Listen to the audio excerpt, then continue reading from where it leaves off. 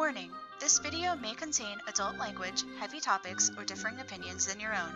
If this is something you wouldn't like to see, then please click away while you still can. For those of you that wish to stay, we hope that you enjoy the content provided. Seer of Loki is here to entertain, and to be entertained. It should also be noted that any loss of limb or dragon attacks that may happen after watching an SOL video is not to be claimed as Seer's fault, as he does not control such beasts. Enjoy! Welcome back, my lovely viewers, and thank you for taking the time to return to my channel. I thought today I could do something a bit different and test the waters with a new sort of video for my roster, explaining the lore and the world that my persona came from. If this is something that you like listening to and are interested in learning more about, please leave me a comment down below. I may make these videos a weekly upload sort of thing, you know, if this is definitely something that you guys seem interested in. A sort of lore time video, if you will, coupled alongside my regular content like my pagan talks that I'll be starting up next week, and my storytime speed paints that I've already posted like a bunch of, along with the very rare stream that I'll be doing.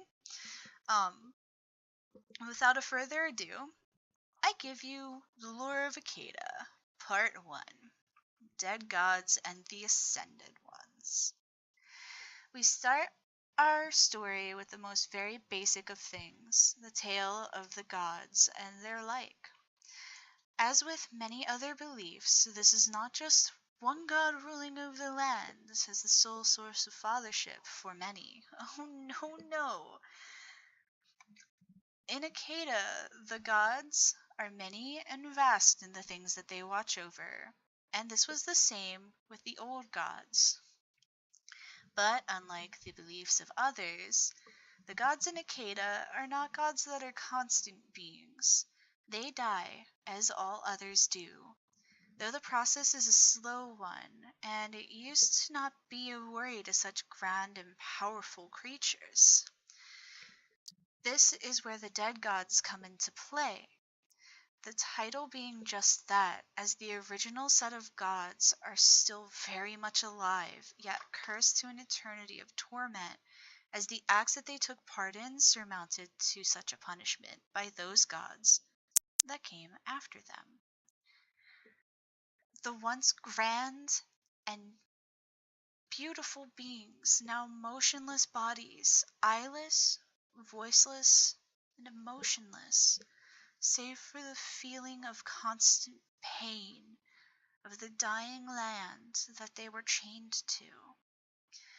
The task being taken out by the only one remaining of their kind, as he was a god of such things as punishment and law. Being such as it had become, his work was now to rear the new gods in their powers that they would one day possess. But we're getting ahead of ourselves here. The dead gods were not always punished beings of power that now laid waste to a land untouched by mortal hands. Once they were pure, uncorrupted, and above all loved. The old gods, totaling in 9, stood against the warring of their people.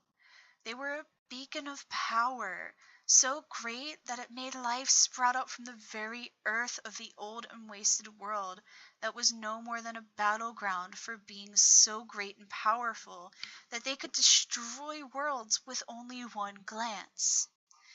Yet, after defeating these beings and renewing the land of Acada, the old gods soon grew corrupted with the power that they had gained. The curse of such things muddled their minds and turned them to the darkness of hatred and greed. Twisted now as they were, for them, they cast a spell to the skies. It was sort of a seeing glass, so that they could keep an eye on every aspect of the world.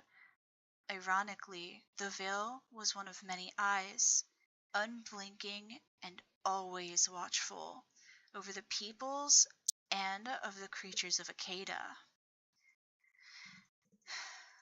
Day in and day out, these creatures watched the veil, and its eyes fed the gods with the knowledge of all things, serving only to madden them further. Yet there was one amongst them that would see this as lawless.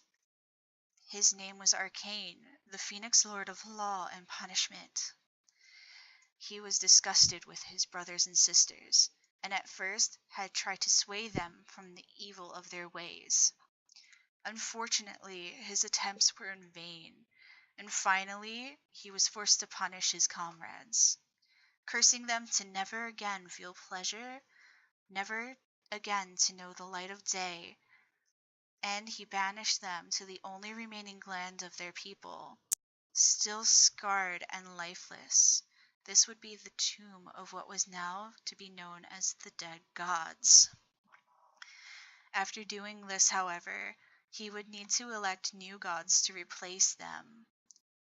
Enter the Ascended Ones, a group of ever-changing deities, granted longer lives and the powers of those that came before them. These beings started out as normal as any other Acadian. They were born, they grew, and then they died. It was simple enough, and with this the beings were thought incorruptible. The original old god would watch over the world of Acada, send out his agents, and find those that were born with a spark of a dead god. And then he would have them brought to him for training and the rite of ascension. Slowly, the land was returned to a time of great peace, as those that were destined for godhood grew. They were taught the old ways and the faults of the dead gods, so that they were never to repeat the actions for themselves. Each was dressed to stand out amongst the crowd, and to show that the person was now to be an ascended one, chosen by divine intervention and sought out by the last remaining of the dead gods. A bird mask skull would adorn their face, robes and feathers and fur, lavish wares. The skull was to represent the aspect that the person was to take over, and always it would be a reminder of the constant death that would await them should they falter in their duties. These special beings were made to live with those that would serve them as a way to humble the gods in question, to help them keep a sense of humanity about them, so that the madness of the dead god's power would not easily drive them to the same fate. Thank you for listening, and I hope that you enjoy a bit of the Acadian lore. If you do like what you hear, please do comment down below to let me know what you would like to hear about next. If I don't get any very, very demanded things, I will move on with Lore Time Part 2, and continue talking about the Ascended Gods and the intricate lore that does surround them. So anyway, thank you for watching, and I hope that you enjoyed it. I'm sorry for my stumblings. I'm still a little bit sick and trying to get over some things, because it's like springtime, so I have the springtime allergies and stuff. But yeah, anyway, this has been Seer of Loki, and remember to poke that like button, toss me a share, and subscribe for more. Until next time, gods keep you. I also wanted to add in, since I had a little bit more time with this video, that I'm really, really thankful to the 10 people who have subscribed to me so far. It's a really, really awesome thing for me to already have that many subscribers, and I'm still such a new channel. You guys are awesome. Thank you so much. I really do want to have a rather interactive channel, so like seriously, if you guys have any ideas whatsoever, DM me, poke me in the comments, anything you want.